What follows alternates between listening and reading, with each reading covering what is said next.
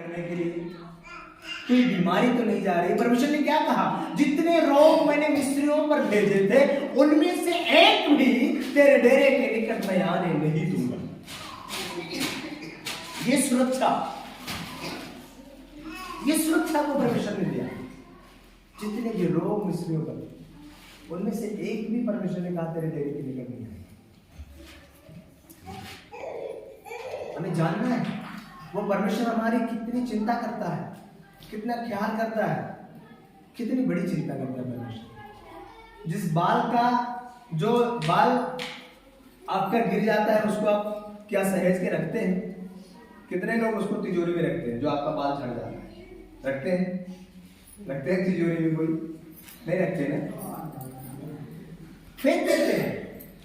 परमेश्वर कहता है तेरे सिर के एक एक बाल मैंने गिन के रखा है, जिसका कोई मूल्य नहीं है, ऐसे झड़ रहा है। भाई इसका मूल्य यदि होता है, मूल्य तभी तक है जब तक सिर में है। जैसे सिर से बाहर निकला उसको आप फेंक देते थे, उसको आप लेके ये नहीं कहते कितना सुंदर था अभी इसको जेब में रखो, फेंक देते हैं। लेकिन अब सोचने वाली बात है, हमारे और आपके सिर में जो बाल है उसको भी परमेश्वर ने गिन के रखा, जिसका मूल्य नहीं है।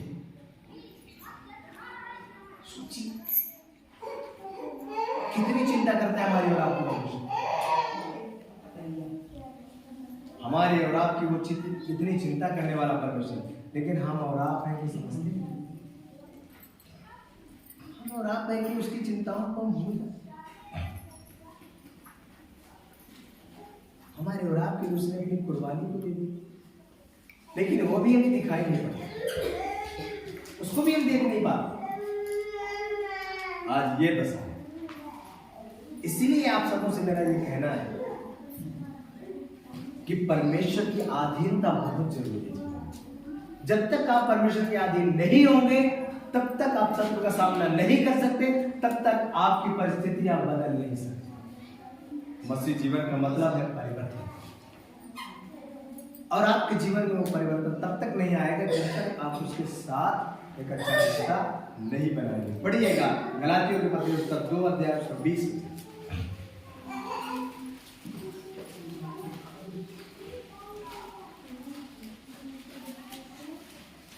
मैं मसीह के साथ क्रूस पर चढ़ाया गया। ध्यान से सुने, मैं मसीह के साथ क्रूस पर चढ़ाया। कौन कह रहा है? पौलुस गलातियों को ये पत्री लिख रहा है और कह रहा है तुम सुन लो, मैं कैसा व्यक्ति था, मैं कितना सताने वाला व्यक्ति था, दूसरों को कितना मारने वाला व्यक्ति था। लेकिन आज मैं तुमसे कहता हूं कि मैं मसीह के साथ क्रूस पर चढ़ाया गया। अब मैं जीवित ना रहा, अब मैं जीवित नहीं रहा, पर मसीह मुझ में जीवित, परंतु मसीह मुझ में जीवित। Hallelujah, hallelujah, hallelujah.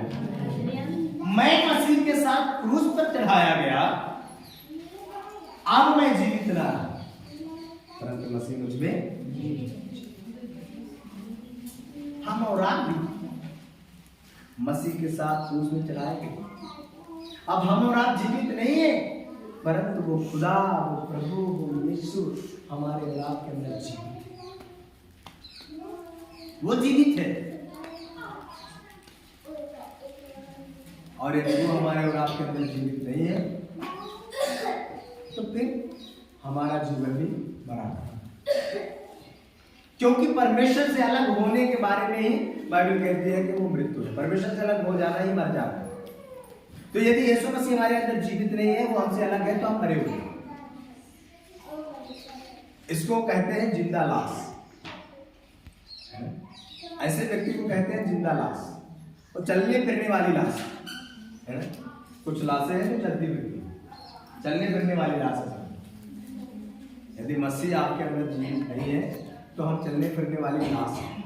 और यदि मसीह आपके अंदर जीवित है तो परिवर्तन देखने को मिलेगा, परिवर्तन का जीवन। और यदि परिवर्तन नहीं है, आपके अंदर यदि डर और भय नहीं है, तो मसीह आपके अंदर नहीं है और कभी आप आशीषित नहीं हो सकते। इसलिए इन बातों को समझने की आवश्यकता है। बेहद जरूरत है। Hallelujah, hallelujah, hallelujah, hallelujah, hallelujah, hallelujah, hallelujah, hallelujah. Hallelujah. तो इस बात को हम जानें, इस बात को हम समझें कि परमेश्वर क्या चाहता है मेरे आप। हम और आप अब जीवित नहीं हैं, परंतु यीशु हमारे और आपके अंदर जीवित है। हमें ये ख्याल रखना चाहिए। अभी बताइए, कोई मुर्दा व्यक्ति है, मुर्दे व्यक्ति को कोई 1 किलो लड्डू ला के खिलाएगा, वो खाएगा कभी? नहीं खाएगा, है ना? अभी कोई मान लीजिए मुर्दा व्यक्ति है और उसको उसके पास आकर के और कोई उसको चप्पल से मारे तो वो मना करेगा क्या? कोई उसको गाली दे तो किसी को मना करेगा कि गाली मत? नहीं मना करेगा। तो हमें समझने की आवश्यकता है कि हम संसार के लिए, संसारिक कामों के लिए बच चुके हैं उसके लिए। अब फिर से हमें क्या नहीं करना उसको, फिर से हमें उसको जीवित नहीं करना, क्योंकि पाप के बारे में प्रभु का वचन कहता है, शास्त्र कहता है, पाप को मारने के लिए ही प्रभु यीशु मसीह यहाँ पर आए, क्योंकि वचन कहता है पाप की मजदूरी मृत्यु है ना? पाप की मजदूरी मृत्यु है। अब पाप को खत्म करने के लिए, पाप को मारने के लिए प्रभु यीशु मसीह इधर आए। उन्होंने पाप को मारा और उन्होंने कहा कि हमें पाप से क्या करना है? दूरी बनाकर रखना है। पर यदि हम पाप को क्या करते हैं? पाल के रखते हैं, यदि हम पाप में जीवन बिताते हैं तो एक दिन हमें क्या करेगा? वो मार देगा।